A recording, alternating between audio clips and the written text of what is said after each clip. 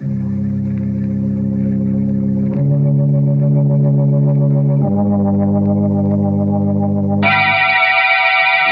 Tea and Lipton Soup present Inner Sanctum Mysteries.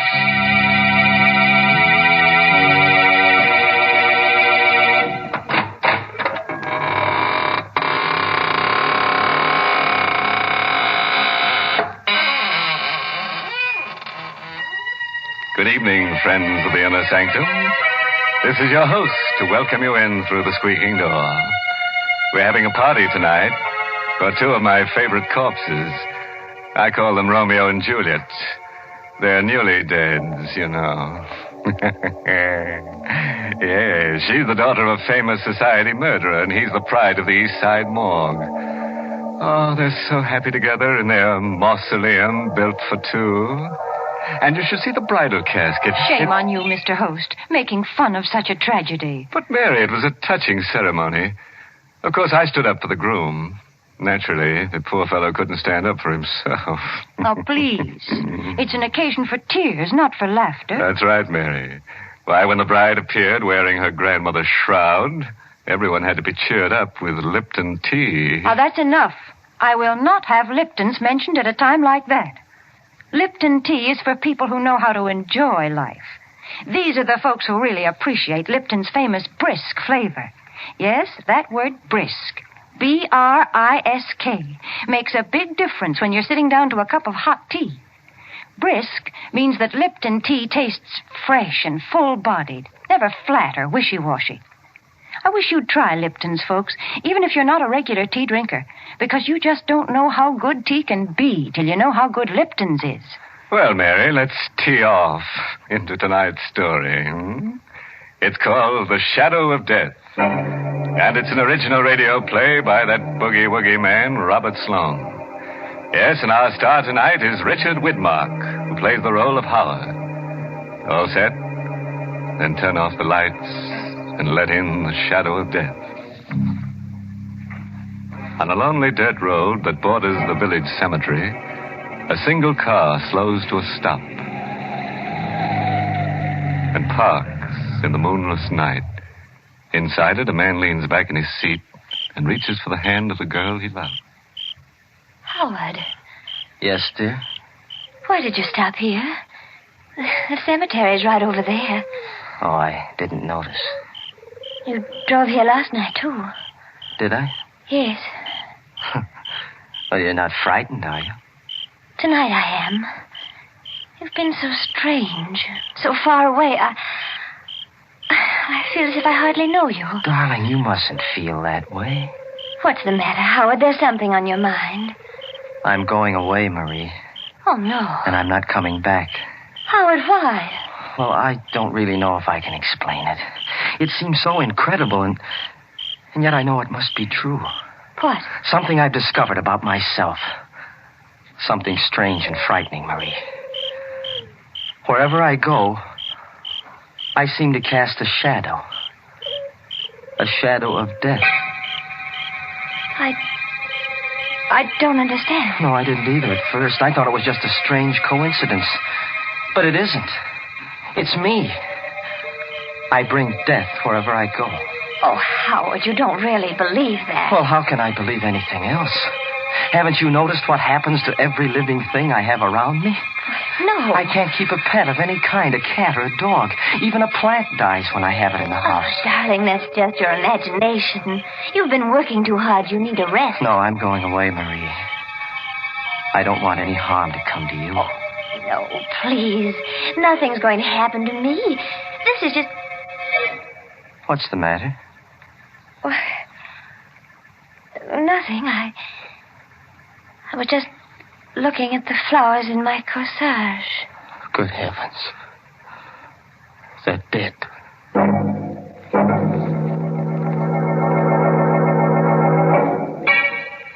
You don't believe me either, do you, Doctor? Well, let's not put it on that basis, Howard.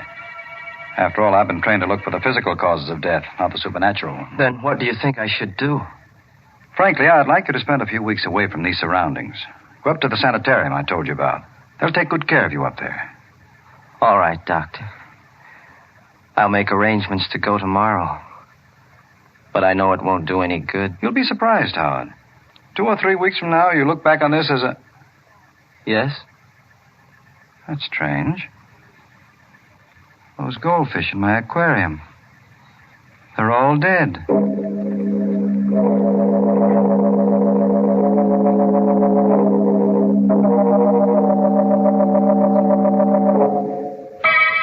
Tell me the truth, Howard. Are you comfortable here in the sanitarium? They don't believe me. They don't believe that people die when I dream about them. People die? Yes, didn't you know that? Every time I have a dream about someone, it's a sign of death. And the next morning when I wake up, I look in the obituary column and I see the name of the person I dreamt about. Oh, Howard, what have they done to you here? Nothing, only they don't believe me. The dreams, I mean. I had to prove it to them this morning. And it made me feel very bad. What made you feel bad? The dream I had last night. I killed a man, Marie. What? I killed him in my dream. Oh. He was a good friend of mine, too. He lived right across the Oh, hall. Howard, please, you've got to get hold of yourself. But I'm afraid, Marie. I don't want to dream anymore. Oh, darling, I can't bear to see you this way. What way? I'll get you out of here. I promise, Howard. I'll get you out of here today.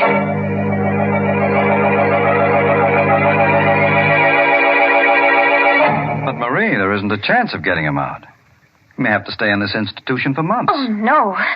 Dr. Gerard, can't you see what's happening to him? He's losing his mind. Well, I know he's taken a turn for the worse. That's all the more reason for keeping him here. It might be dangerous to discharge him now. Then why don't you do something to help him? We're doing everything we can. It's not easy. He persists in thinking he has this strange power of death. Nobody is able to convince him he's wrong. What about the man across the hall? Howard said they were good friends. That's another thing. They were good friends. But unfortunately, that man died this morning.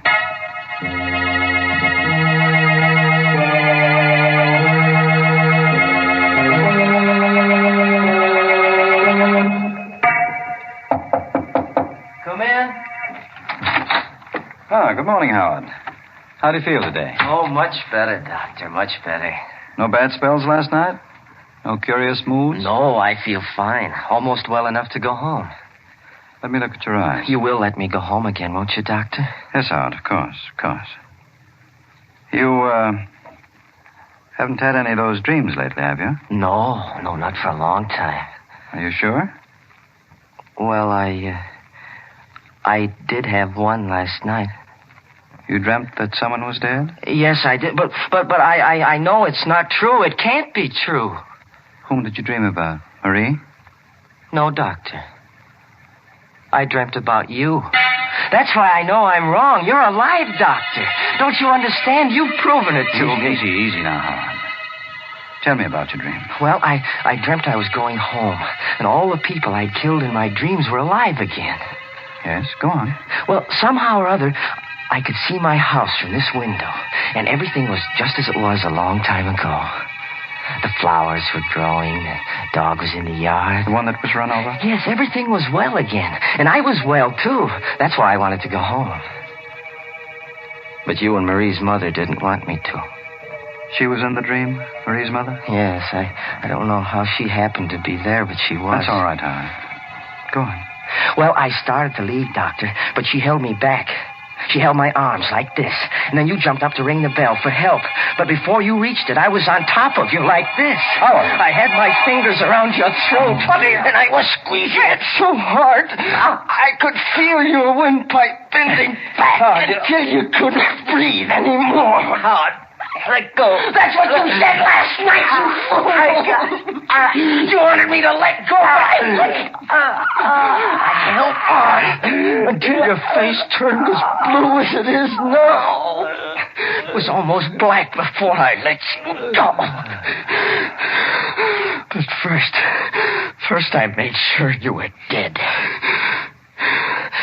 And then I dropped the body. You see, Doctor, my dreams do come true.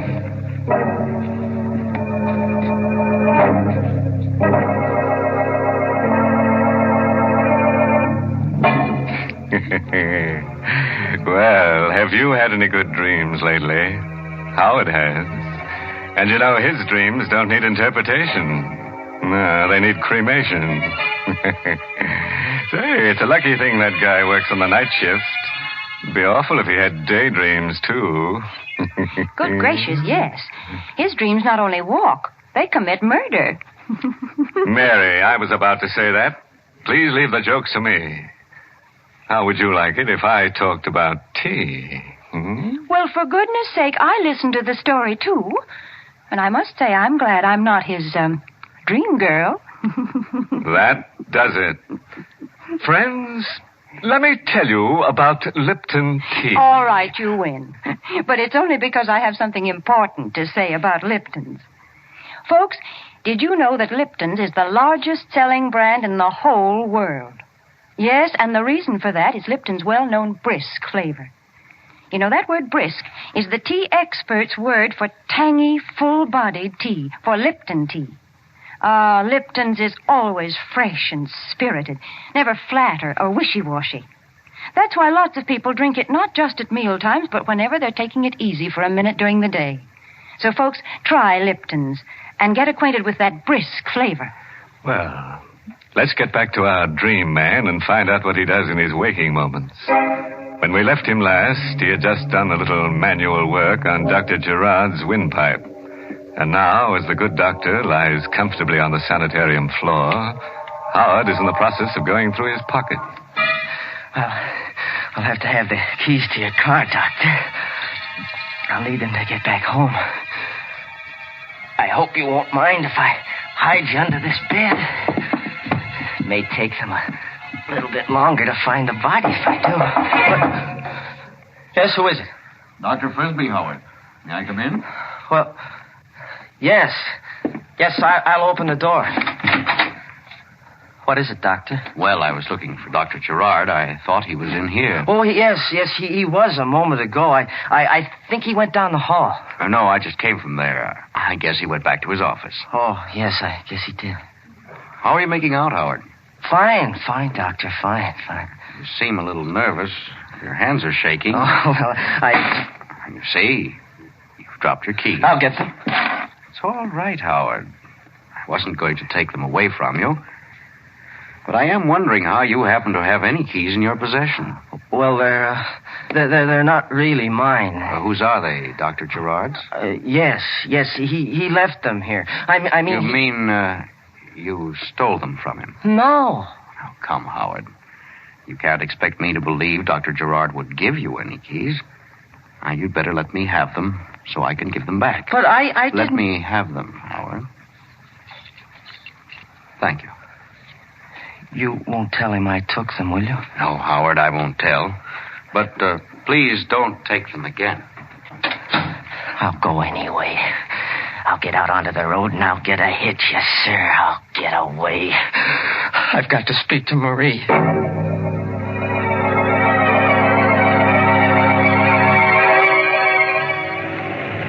Going down, mister? Guess not. I guess I'm not... Oh, here comes another one.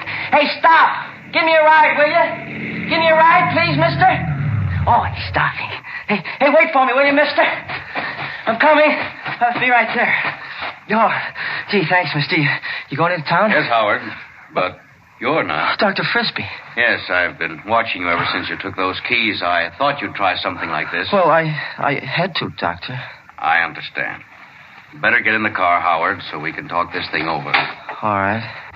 You know, it's silly to run away from our place up there. If you really want to go home, all you have to do is ask. I did ask. When? This morning. Oh, wait a minute. Don't start the car. Why not? There's a truck coming. In back. Where? Oh, Howard! Let go of me, Howard! I've got to have this car, Doctor. When I'm finished with it, I'll return it to you.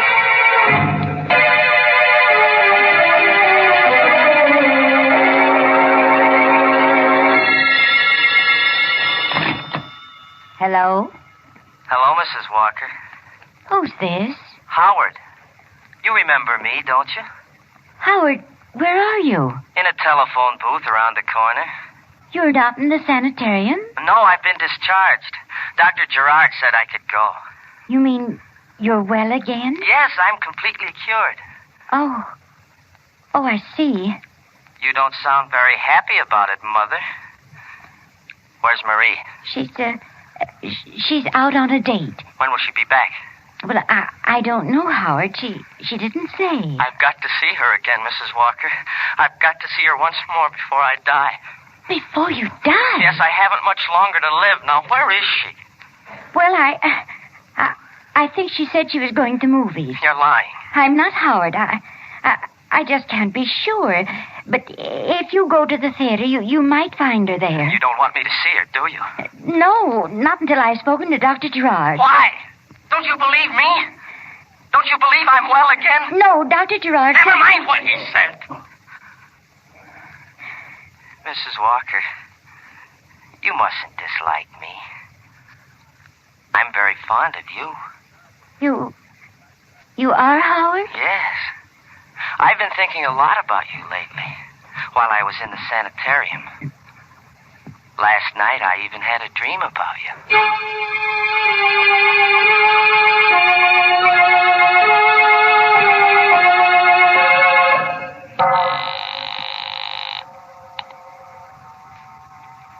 Keep ringing that number, operator. I've got to locate Dr. Gerard. Why the hurry, Mrs. Walker? Howard, how did you get in here? Through the back door. Put that phone down, please. But Put it down, I said. Yes. You lied to me about Marie being at the movies, Mrs. Walker. I didn't mean to, Howard. I told you I wasn't sure she was there. Where is she? This time I've got to know. Howard, how dare you? Get your hands off me. I'm not in a gentle mood, Mrs. Walker. I'm fighting against time. You've done something wrong, Howard. You've escaped from the sanitarium. No, I've done more than that, Mrs. Walker. I've killed a man. Howard. 2 men, 3 men. I can't remember how many it was, but there's going to be one more. Howard, you wouldn't kill me, would you? Wouldn't I? What have you done to deserve your life? Let it ring. But that may be my call. Your call is coming now, Mrs. Walker. Howard, please. Put down that knife. Will you tell me where Marie is? I told you I don't know. I don't know. Then I'll wait for her. Right here. Howard, you can't. No, you can't. Oh! Yes, I can, Mrs. Walker.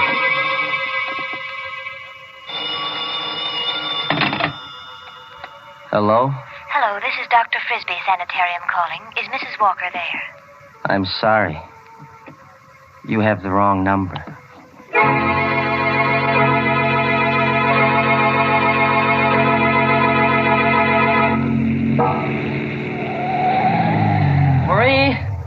Marie, darling? What? Oh, Howard. Howard, what are you doing here? I've been waiting for you to come home, darling. Aren't you glad to see me? Oh, yes, of course I am. It was such a surprise I couldn't catch my breath for a minute. Where's Mother? Upstairs. Why? Oh, I just wanted to know. You had no other reason? No. Howard, why are you staring at me? I'm not really staring. I'm just looking at you, darling. It's been such a long time since I've seen you. I'd almost forgotten what you were like. Well, let's go inside. No, if you don't mind, darling, I'd rather go for a ride. You're all right, aren't you, Howard? I mean, you're completely well now. Oh, can't you see I am? Yes, but yes. Then let's not wait any longer, darling. Come on, we'll go for a ride.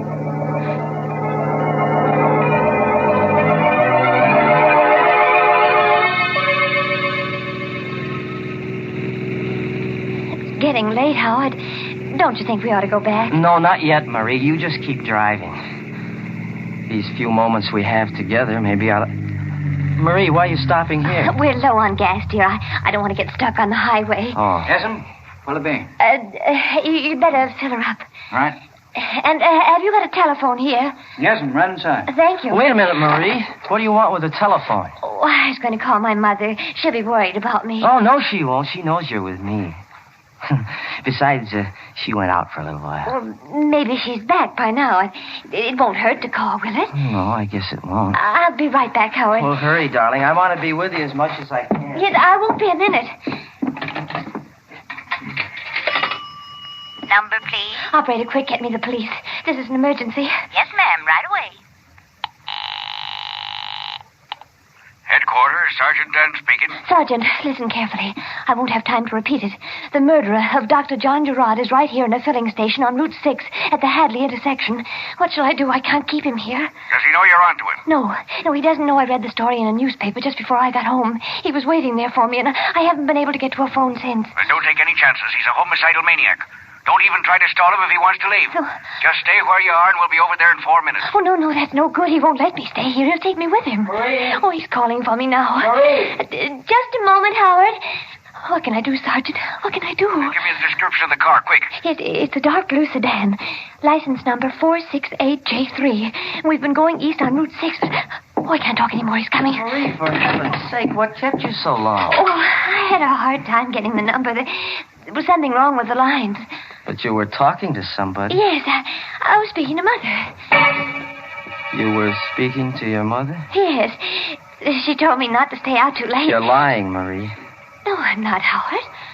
I talked to him. You talked to the police. That's why you lied to me. No. You did. Your mother's dead. Howard. I know, because I killed her. No. Be quiet. Get back into the car. You're coming with me. No, Howard. Howard, you're hurting my arm. Get back in the car. Hey, you leave her alone. Keep out of this, you fool. Leave her alone. I told you to keep out of this. Howard, no. Hey, put down that wrench. Now put it down. Howard, how could you? Never mind. Get into the car.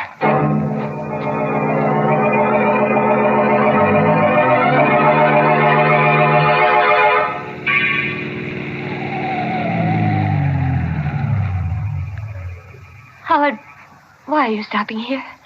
Don't you know where we are, Marie? This is the cemetery. Where we stopped before. Yes. I like it here. It's so quiet and peaceful among the dead.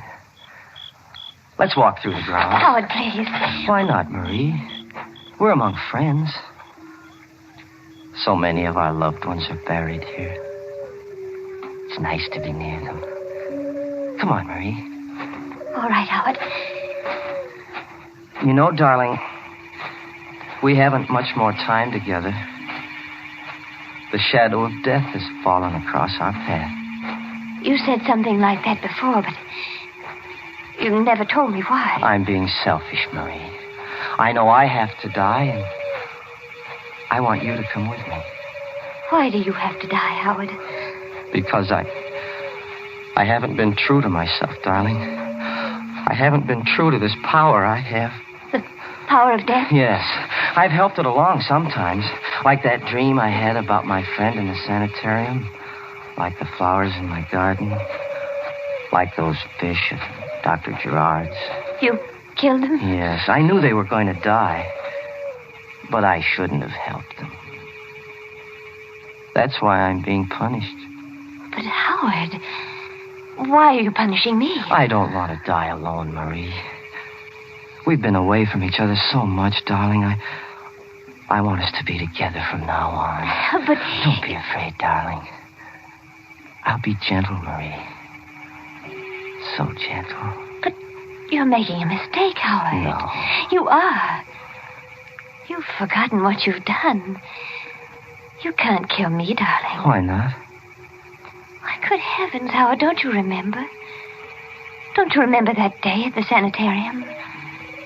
You said you dreamt about me. No. No, I couldn't have. Yes, you did. Didn't they tell you what happened? No. Your dream. Your dream, it was true. That's why you can't kill me now. Marie, you mean... Yes, Howard. I'm dead. I can't believe it. Oh, you must believe it. Here. Look at this tombstone. My grave is right here. No. Read what it says. Read the name on it. It's your name, Marie. Your name. Marie Walker. Yes. Then you really are dead. I told you I was, Howard. The shadow of death passed over me. Then let it pass over me. Hey, got him, Sam. Got him the first shot. Keep out of the way, miss. He may not be dead yet. No, I'm sure he's dead. Well, you certainly had a close call. Took us all this time to locate your car. Finally spotted it on the road. You all right? Yes, I'm all right. Yeah. The name of my grandmother's tombstone saved me. How's that? Oh, it doesn't matter. Say, that's funny. What? This guy was shot through the shoulder. My bullet wounds weren't serious enough to kill him. What do you mean? Well, I know it sounds crazy, but my shots didn't kill him. He was dead before I hit him.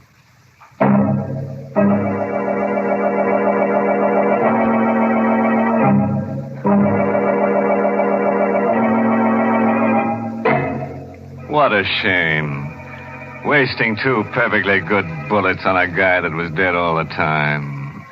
Well, at least they won't have to go far to bury him.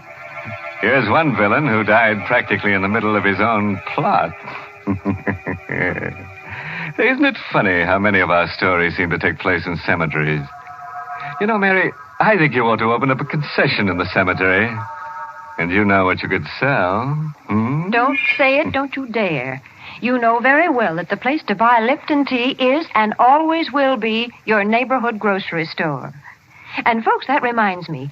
You'll find it wiser to buy Lipton's in the larger, more economical size packages. That way you not only save money, but you also make sure that you won't run short on a beverage that's really a household necessity. Brisk-flavored Lipton tea.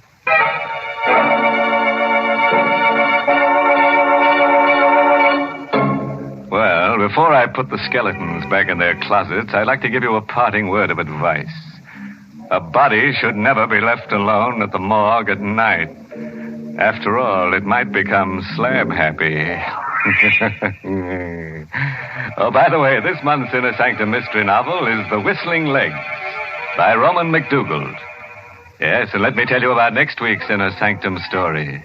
Directed by Hyman Brown and brought to you by Lipton Tea and Lipton Soup.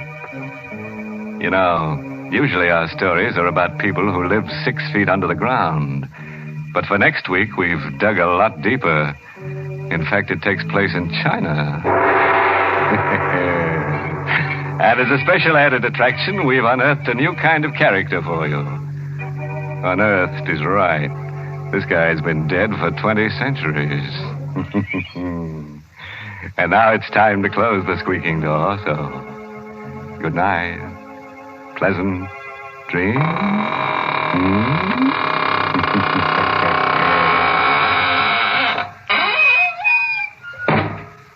Ladies, if your child comes home from school for lunch, you want to give him a quick but appetizing meal. And that's why you should serve Lipton's noodle soup. You see, Lipton's takes no time to prepare, and yet it has a fresh-cooked, old-fashioned chickeny flavor, and is just swimming with tender golden egg noodles. Your children will love Lipton's grand homemade taste. So don't forget to serve Lipton's noodle soup.